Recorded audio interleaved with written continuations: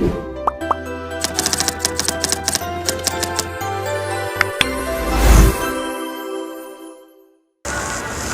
semuanya, terima kasih telah mampir untuk menonton video saya. Nah, video ini saya buat untuk mengulas kembali materi pada pendidikan kewarganegaraan. Sebelumnya, perkenalkan nama saya Mutiasari dengan NIM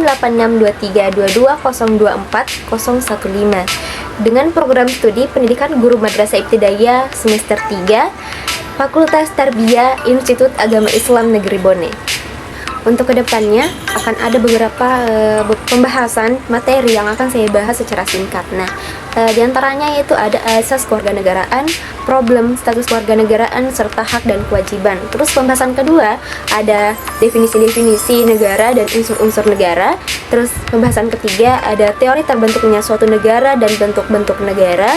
Keempat, ada pengertian dan sifat Undang-Undang Dasar 1945 serta pengertian Undang-Undang Dasar 1945 dalam sistem ketatanegaraan.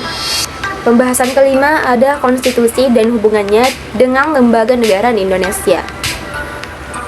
Selanjutnya kita akan masuk pada materi yang pertama, yaitu asas kewarganegaraan, problem status kewarganegaraan, dan serta hak dan kewajibannya.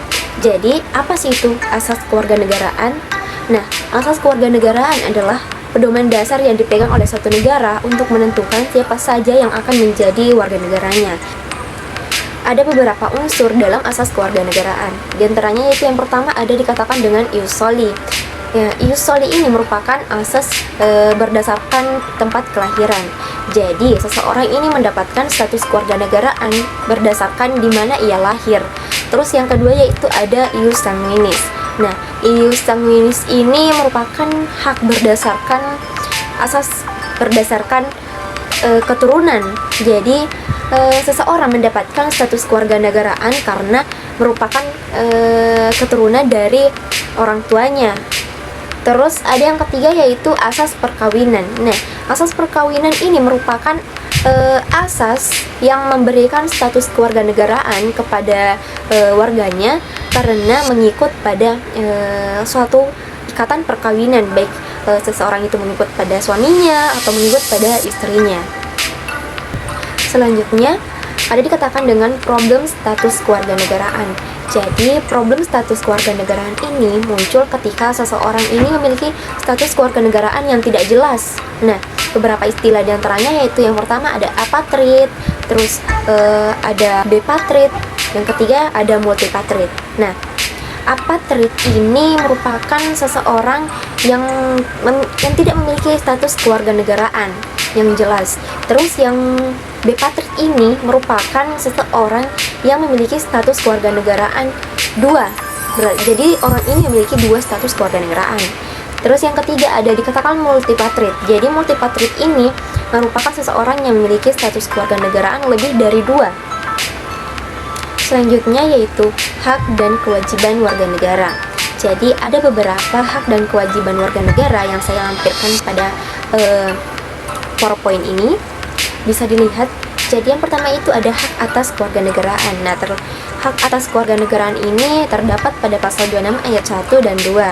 Terus hak kesamaan kedudukan yaitu pasal 27 ayat 1, hak atas pekerjaan dan penghidupan.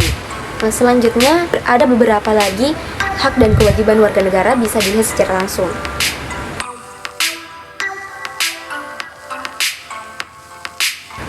Terus kita masuk pada materi yang kedua, yaitu definisi-definisi negara dan unsur-unsur negara. Jadi, negara adalah organisasi kekuasaan tertinggi yang memiliki kewenangan untuk mengatur kehidupan masyarakat dalam suatu wilayah tertentu. Nah, negara memiliki kekuasaan politik, hukum, dan administratif untuk mengelola serta mengatur warganya. Kita lihat pendapat dari Roger H. Soltau. Negara adalah agen atau kewenangan yang mengatur atau mengendalikan persoalan-persoalan bersama atas nama masyarakat. Kemudian ada unsur-unsur pembentuk negara. Yang pertama ada penduduk yang tetap. Jadi penduduk yang tetap ini maksudnya kumpulan individu yang secara terus-menerus tinggal dan menetap di wilayah tertentu.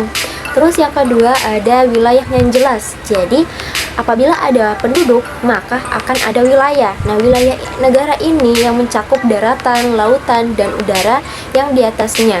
Terus yang dibatasi oleh batasan-batasan yang jelas.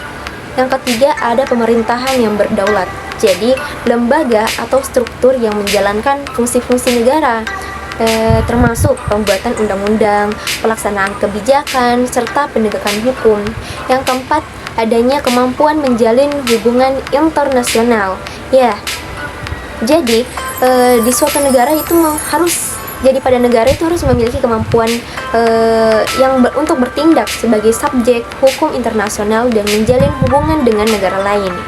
Nah, selanjutnya kita akan masuk pada materi ketiga yang membahas mengenai teori pembentuknya suatu negara dan bentuk-bentuk negara. Jadi, teori terbentuknya negara itu terdapat beberapa teori. Yang pertama yaitu ada teori ketuhanan. Teori ketuhanannya itu maksudnya negara terbentuk atas kehendak Tuhan dan kekuasaan raja yang dianggap berasal dari mandat ilahi. Terus yang kedua ada perjanjian masyarakat. Nah, negara lahir karena adanya kesepakatan antar individu untuk hidup bersama demi menciptakan ketertiban dan menghindari kekacauan. Terus teori ketiganya itu ada teori kekuasaan. Maksudnya yaitu negara terbentuk karena adanya dominasi kelompok yang kuat terhadap kelompok lain melalui penaklukan, peperangan, atau ekspansi wilayah.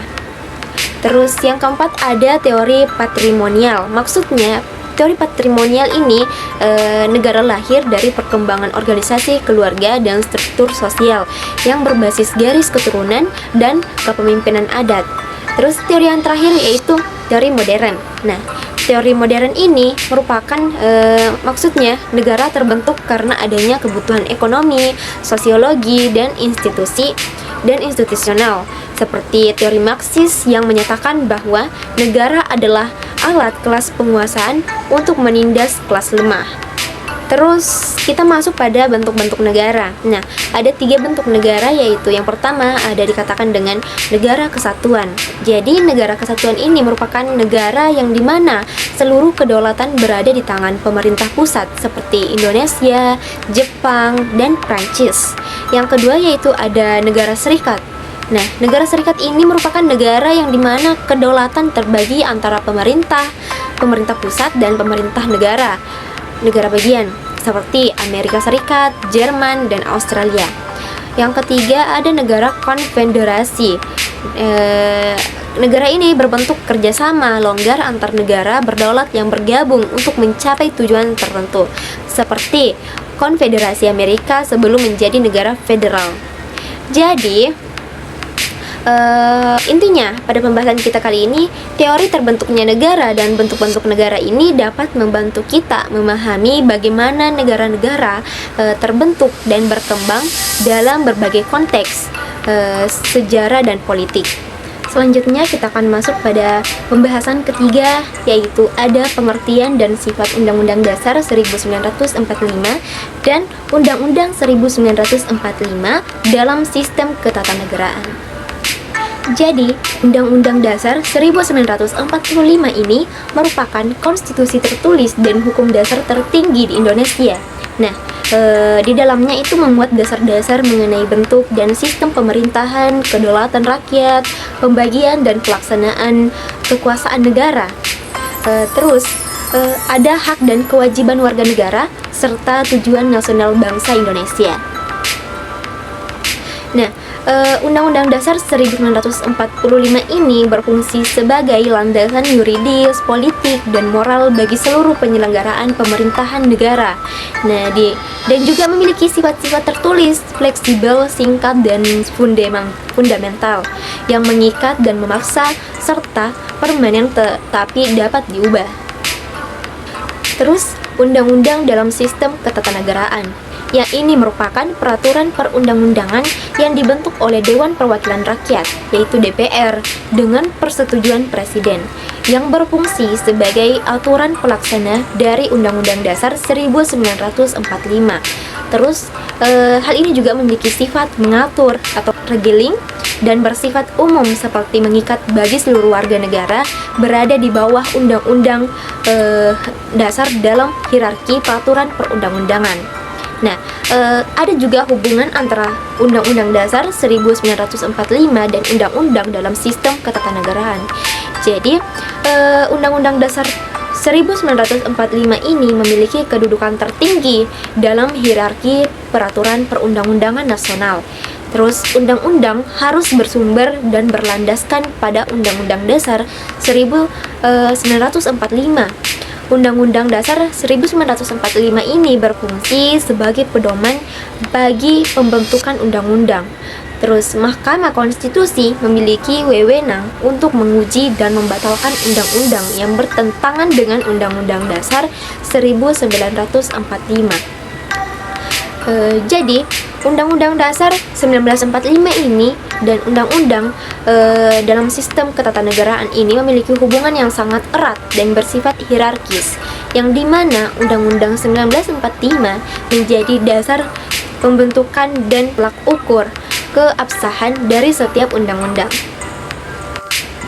Selanjutnya kita masuk pada materi kelima, yaitu ada konstitusi dan hubungannya dengan lembaga negara di Indonesia. Sebelumnya kita perkenalkan, konstitusi itu adalah sistem aturan yang menetapkan dasar-dasar organisasi kekuasaan dalam suatu negara yang berfungsi sebagai peta jalan penyelenggaraan negara, yang mengatur hubungan antara lembaga-lembaga negara dan antara negara dengan warga negaranya.